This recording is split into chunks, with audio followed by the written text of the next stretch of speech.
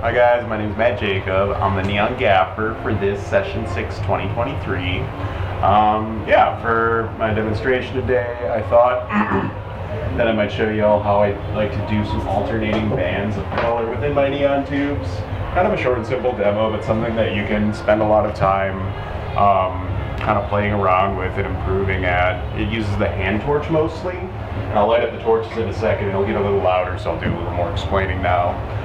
But basically you can make, using different equal size rods of glass, really kind of evenly patterned bands of tubing. And then sometimes I'll leave them kind of straight sticks with a lot of different alternating colors, but other times I might also take them and rebend them in the ribbon burner in order to make a nice soft shape like a circle or something. And I can explain some of the kind of ins and outs of that. But yeah, to set up, I have a few things going on. Let me clear some of this junk out of the way. I pretty much do this all with the hand torch. You can theoretically use the crossfire, but I find that you really want really tight control to keep the glass as evenly as possible, especially if you are going to take something like this that you made and put it back in the ribbon burner. You really want really even glass, and I find that on the crossfire I tend to blow things out a little more, which is good for most things, but not quite so much for this technique. So setting up, here I just have a couple 12mm tubes. One of these is Voltark Standard Green. And then I got some clear bright yellow right here, so I'm going to use these as my alternating colors. You can, use any type of different glass, clear, classic glass. I have a bunch of like little scrap ends sitting over here, and if you use those correctly, it can be a nice way to kind of use up scrap ends of tubing that you might have left over after bigger projects. Here I took a 4-foot rod and kind of cut it down into more manageable segments. I wouldn't go much bigger than a foot, and eventually you'll kind of chew through each one, but it's good to have several on hand. Right now I'm just going to alternate with 2 colors, but I've done this where I have like 2 or 3 or 4 or 5 or 6 colors alternating. If you do that, and especially if like the colors look the same, just take your time and be diligent, and you can take things to separate stuff and make sure you label what tubes might be as you use them. Here, not so necessary, but if you are juggling a lot of colors, definitely helpful. So some other setup, I have a nice metal screen nearby, over a piece of paper. You may even choose to like lay out your pattern very specifically on the paper. You'll also notice that on my edge of my table here, notice that on this table right here, I have this kind of knocked out in inch increments, which allows me to kind of measure out really specifically as I go if I want stuff to kind of turn out very even. Here I kind of just guessed on these, but you can get a feel for it and it gets pretty even throughout. Other things that I'll have nearby, a couple files.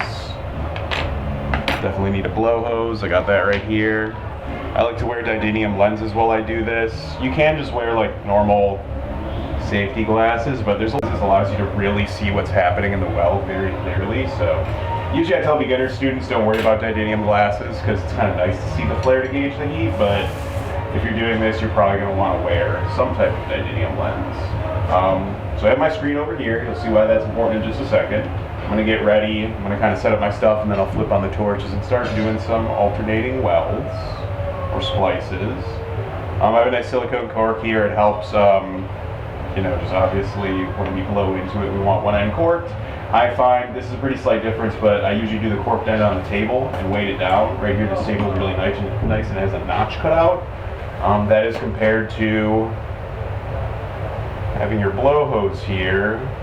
You really want to keep the tube straight, in my opinion, for the entire time. And even that little like 1/8 inch that is holding it up right there, it angles it down, can make things kind of weird, and you'll see why in a moment, but it's a little more cumbersome. So I almost always take the cork end, get a good size so it's not going to push up and make that unlevel.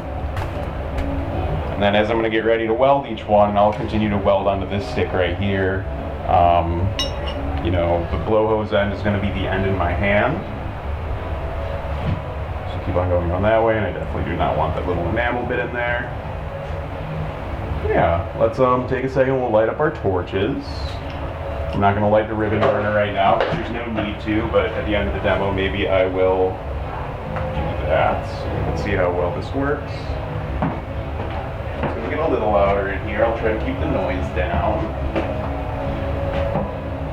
Well, we're going.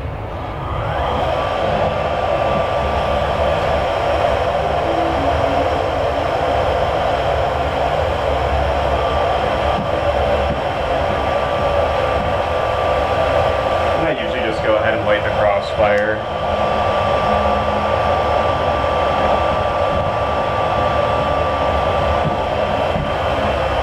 I think I had my hand torch dialed in from earlier. Let's see if that's right. Yeah. Blower's coming online. This, I think they call it a fisheye hand torch. It's probably not the most ideal torch for this job. They have some that are more a little like this crossfire where it's a row of blades. It'll totally work for what we're doing, but if I was in my own studio, I would definitely probably get one of the kind of knife fire ends. And the size kind of depends on the diameter you're going for. This will work well enough for 12 millimeter, but if I'm going something like 15 or even 18, I'm definitely going to want a bigger, more powerful torch. This could probably work well for all the way down to like 5 or 6 millimeter glass if you're using that. So you'll notice I have a torch stand, really nice here. It's going to be a little bit cumbersome. I should probably have it on the other side of my body for what I'm doing. But we'll just make it do the day. This is a process where it's pretty monotonous and repetitive. So like put on a podcast, set yourself up for success, and work through it. Here's nearby. I got my little helping hand here to weight stuff down. But let's go ahead and do this right here. You can use a bunch of different things to wipe out the phosphor, but you should always wipe out a little bit of phosphor at the end. So I usually have a stack of Q-tips nearby. You can go in and wipe out a little more, a little less. For some of my artwork, I really like to see the beam of gas inside, so I'll actually wipe out a good bit, but try to get at least a millimeter out of there. Alternatively, corks can work really well for rubbing your phosphor out of there. You just don't want to get any of that stuff trapped in the weld. As you can kind of see, it's like we're doing weld after weld after weld, and you do need to get each one airtight.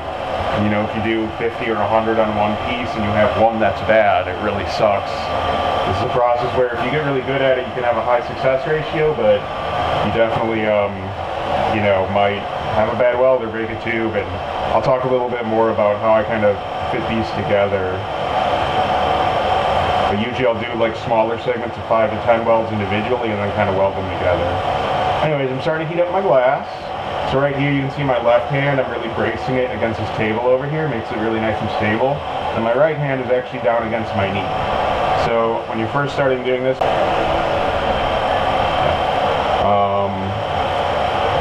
I'm heating up both ends. When I'm welding on the crossfire, I get things a little more goopy. Here I want to keep stuff pretty controlled. I don't want that heat to travel too far. So you can see my ends are starting to gloss over. I stick down.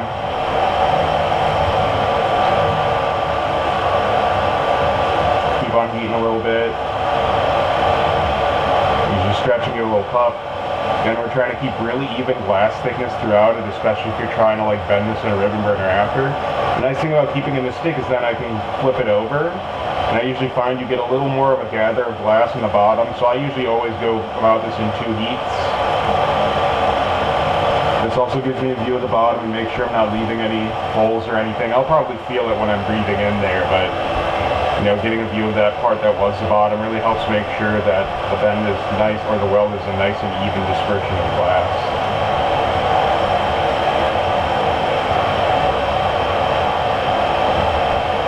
Here's a part where I could definitely set myself up a little better, but I'm going to return this over here. And while this is still warm, I'm going to take this and give it a quick roll on my screen over here, get that stick nice and flat. And then here, as you're breaking the glass, you really want to utilize the heat of the glass while you're scoring and breaking. And it's almost like hot popping, where you're kind of doing a really hot spot amongst all the cold, but here you're doing a really cold spot by scoring with a file amongst everything else that is hot. This is pretty important because it'll really help you get a good break by cutting it when it's cold. There you can see you get a really nice kind of even break throughout the entire thing. Usually, sometimes you might get a bad one, and that's when you might ditch the stick you're working on and start another. That definitely happens, but I find that scoring it while it's hot like that and breaking it is a really good way versus like breaking it when it's cold, which you can do, especially if it decides not to go, but you run more and more risk of it breaking somewhere else or cracks shooting back into the glass. Yeah, from there I pretty much rinse and repeat, making sure that I'm getting my colors correct. Maybe I'll do a few more, we'll let it cool, take it over to the ribbon, and see how good all my welds hold up.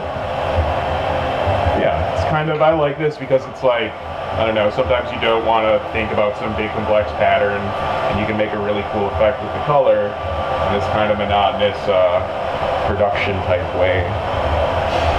Again, I'm just using phosphor colors, but you can get some really cool stuff going on with plastic glass too. Make sure you grab the right one. And I usually don't keep on working these once they've gotten too short. Maybe I'll weld a piece of clear onto them if I really want to use all of that color. But if you're trying to break off a really tiny piece of glass at the end, like I did just on that last one, it starts to get kind of harder and harder as you get shorter and shorter. There's not enough weight on each side to help it break itself. I'll keep making my way down the line. Here, I'm probably going to start scooching this in a little bit. I'll do my best, especially if my table is like metal or something, to not, you know, just set myself up for success. I don't want to be bending all the way out here. Grab this torch real quick.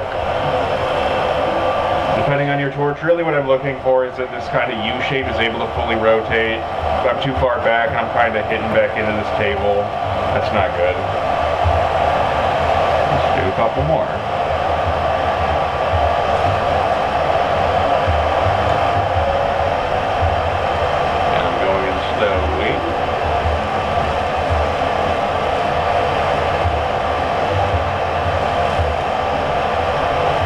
Upright, you can sit the entire time you're doing this process, which is kind of nice.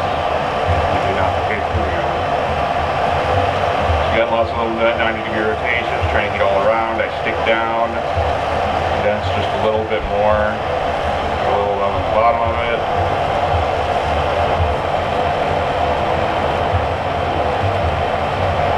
Nice little puff. And again, I always like to take the glass and flip it over the other way. Kind of give a quick lift to the other side and kind of do that one more time.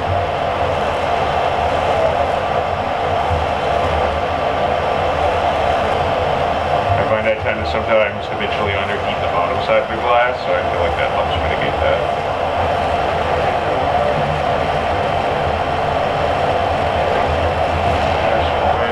Again, set yourself up better than I did with this torch. You know, take your stand and have it on your left-hand side if this is the orientation you're working in. Here, if you don't have enough heat, which might happen if you're spending too much time juggling your torch, like never really force down on the glass. It's really likely to break from one of those spots. Always want to be nice to it. Then again, I'll hang out here. Now I'm kind of holding a little further back and scoring. I could also take my left hand and hold on the other side. I just want to hold nice and firm so I'm not skipping around like I did just a little bit there. This is a diamond file, but a sharp leaded file will work great too. Or not leaded, steel file, master file.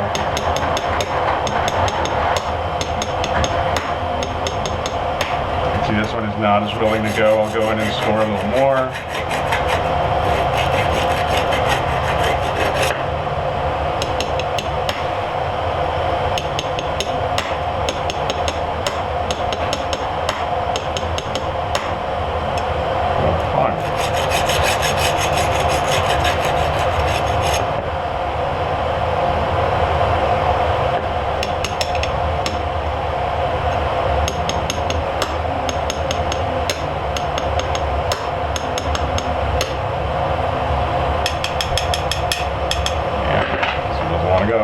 Sometimes you run into one of these and it just doesn't want to give. I'm sure I could have gotten a better score on it. At some point, the longer it goes without giving, the more I start to worry just a little bit, but there we go. Not too bad. So you can see that broke a little jagged right there. If you have a good stock of different tubes, you know, sometimes you can go to your next alternating color. This one isn't a great example, but that one is a little uneven too, so I'll grab one that kind of matches up the best I can. Again, if you get something that breaks really uneven, this isn't so much that I would ditch it. Maybe if it was something like really that I cared about and I had extra glass, but that little amount isn't so bad. But it does kind of get worse and worse, or I don't know, that is to more effect as the tubing gets wider and bigger. Like if a 15 millimeter thing breaks weird and you really have to stretch it to get it where you want it, you're going to start to run into issues down the line, potentially. Let's do a couple more real quick.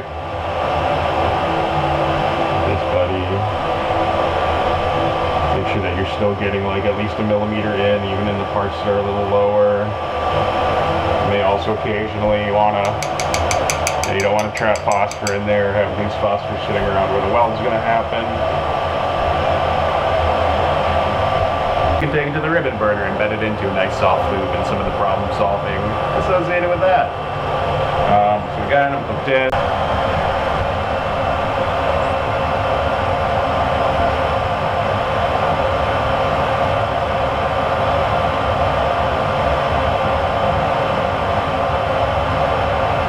As the stick gets longer, you're kind of risking more and more with each weld. That last weld I did, it didn't really want to break, and if it decided to break weird, I could lose like these 10 ones I've done before it. So I like to go, like I think I said already, in kind of smaller sections, and then I'll weld together the individual sections. And I may even actually like take the smaller sections, especially if it's like plastic glass, and I may actually put them through an annealing cycle in a kiln. That'll help remove any weird stress when you maybe go to bend it in a ribbon burner or something like that.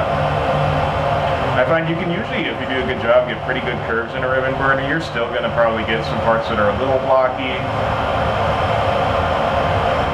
but that's just part of it. I know Jeremy does a lot of these, Jeremy Burt, where he'll weld after weld and he makes a lot of really cool shapes. I think he just kind of goes straight at the pattern with those. There's also a way to do it. I could do these alternating color segments, and that might be reach past quick Felicity. I lost my train of thought there. Oh yeah, you could definitely kind of go straight at a pattern doing these little sections. I find that it can be hard to really get like kind of tight to a curve or something that way though. But it kind of depends on how close up to the work you're getting to. Then maybe I'll hold on this side this time. Really firm back and forth. And ideally it goes pretty easy. The further you get away from it though, like you're utilizing the heat of that bend, so if you go really far away, you know, if it wasn't heated as far down, you're not going to be doing that same thing and kind of utilizing that heat.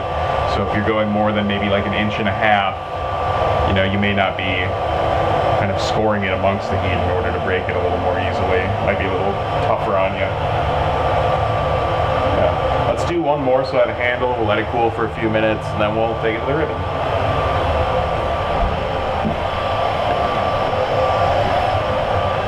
If you're really trying to not do a random assignment of colors and really make something that's truly alternating, you know, do your planning. Everything with neon, there's always a lot of planning. Well, not everything, but most things, but this is no exception. Like if you want to make a ring that's alternating colors, you know, you don't want it to end on the wrong color at each end of the ring, so really take your time and kind of plan stuff out and measure things, figure out the increment you're going to work in. I knocked my hand torch out. Back up.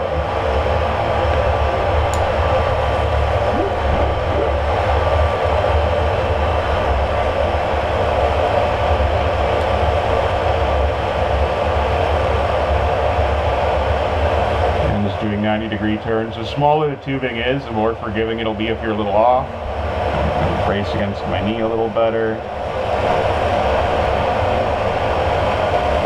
You know, with the hand torch, you always want to be doing 90-degree rotations, but sometimes even then you're not heating up the area surfacely. So like, don't always do the same 90 degrees. Like, kind of pick an angle and then go 90 degrees from that, and then pick a new angle and go 90 degrees from that. You really want to heat everything round and even.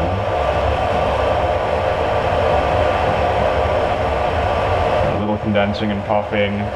You don't want to heat super deep into that area, which is another benefit of using a little hand torch over a crossfire, because you're going to get a much deeper heat into each side of the tube on the crossfire.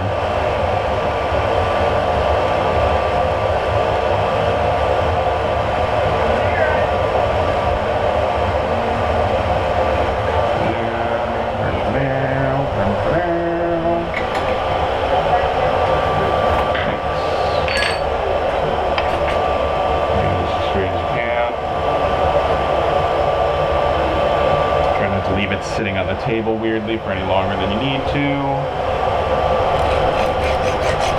I'm kind of holding that awkwardly. You can also hold it from this side. I just don't want to slip around with this score. My file's starting to get a little dull, so I've been slipping on some of them.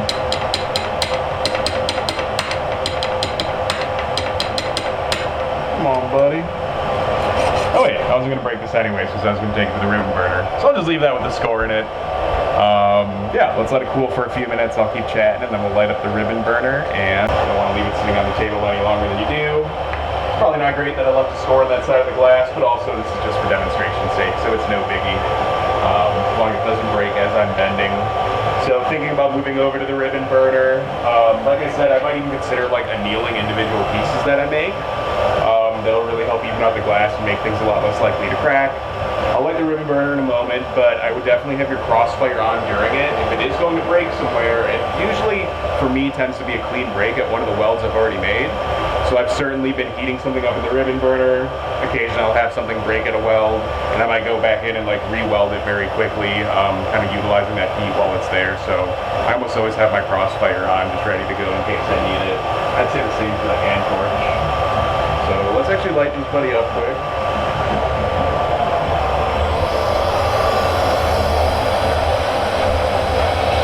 Turn it down a little bit earlier to get a little less sound.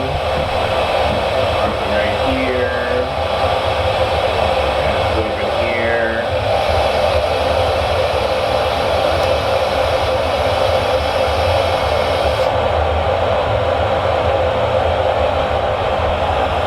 So I guess one other thing I'll mention is like if you're working with leaded glass, you have to be really careful about the chemistry of your flame. It's probably pretty obvious to anybody who's been working with, you know, neon for a while or leaded glass in any capacity, but you really got to kind of watch the chemistry of your hand torch especially.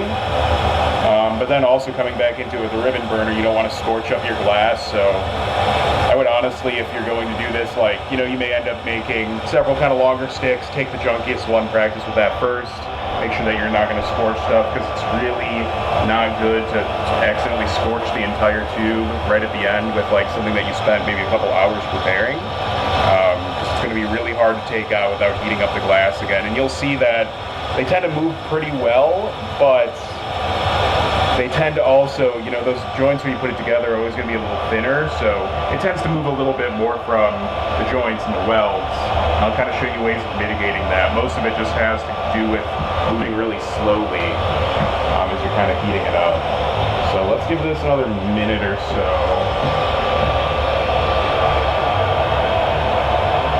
They're still a little warm. You definitely don't want to go in there with like an uneven heat on your tube.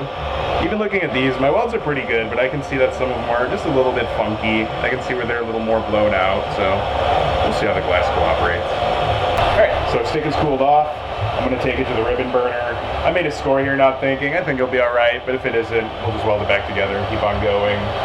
Just like as other stuff with neon, you're going to want to mark out your heating areas. I know it's pretty obvious looking at this, but you know, I'm going to look at this. I want to go beyond pretty much any of them.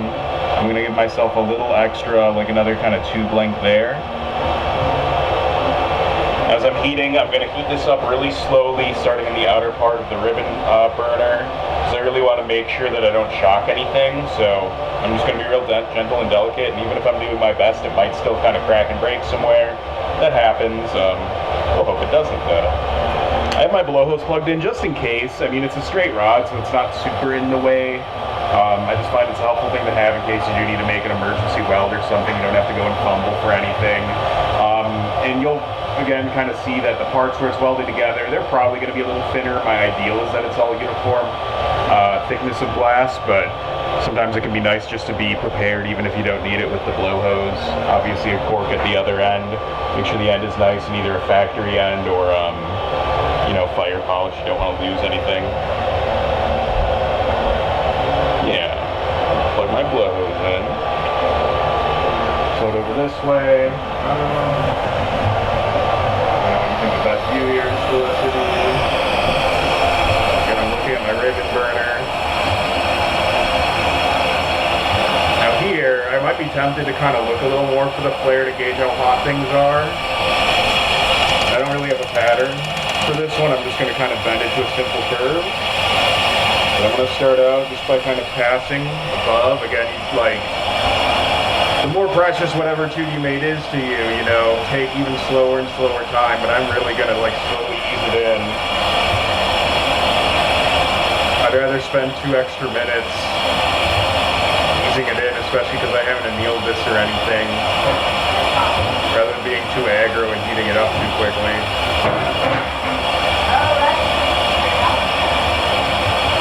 You can even like put this on kind of a really soft, gassy annealing flame.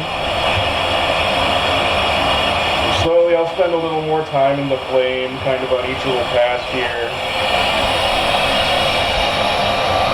Really, even when that flare starts to show up, parts are still at risk of breaking.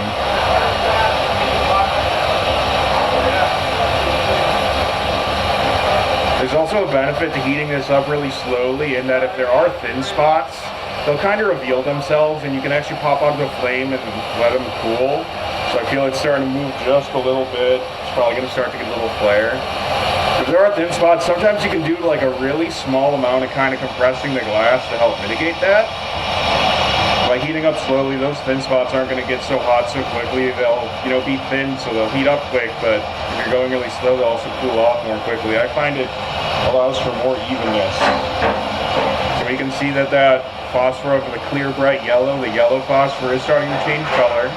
So it's nice when you have a color in there that can be really kind of representative of the heat. The white phosphor doesn't show it so much. Again, that's Voltart green.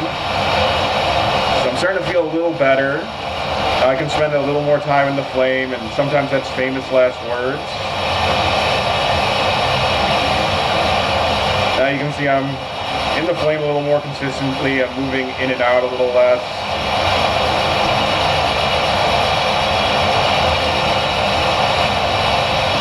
Seeing some flare starting to come off the glass.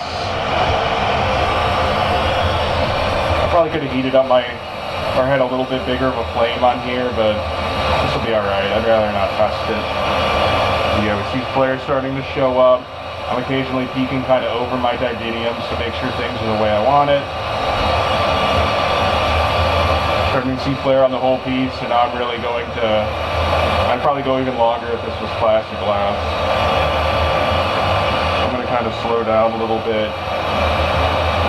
Now I'm not too worried about the glass cracking or anything. You see it's starting to get just a little bit of movement and shift in it.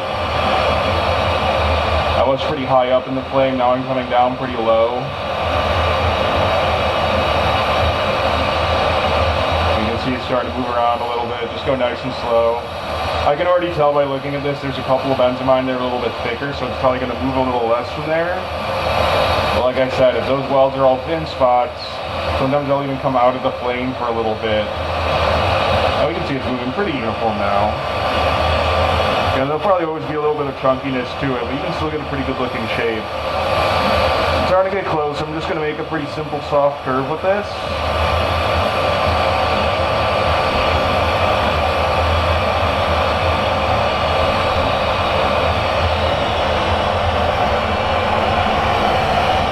A little more heat and then go for it in just a moment.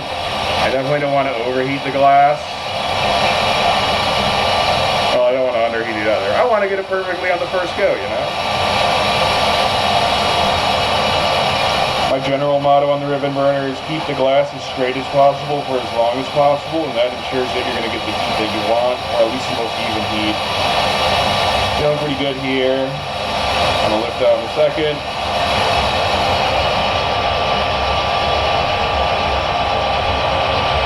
That wasn't too bad. This could definitely be a segment of a circle if I had like a big circle out here. You're all good. If it was going to be something that kind of ends like going into an electrode maybe, I would also take this time to score and cut right here. You're definitely going to need a handle though. I wouldn't have been able to heat up all that glass if I didn't have a handle on the other end. Just kind of a little soft curve. In that ribbon burner move, it also, I probably kind of just like annealed it in a sense too, so it's probably more stable now than it was before I actually did that bend, which is nice. Yeah, I think that's about all I have for you guys. Hang out and bend neon, and I love Pilchuck glass. We'll see you again another time.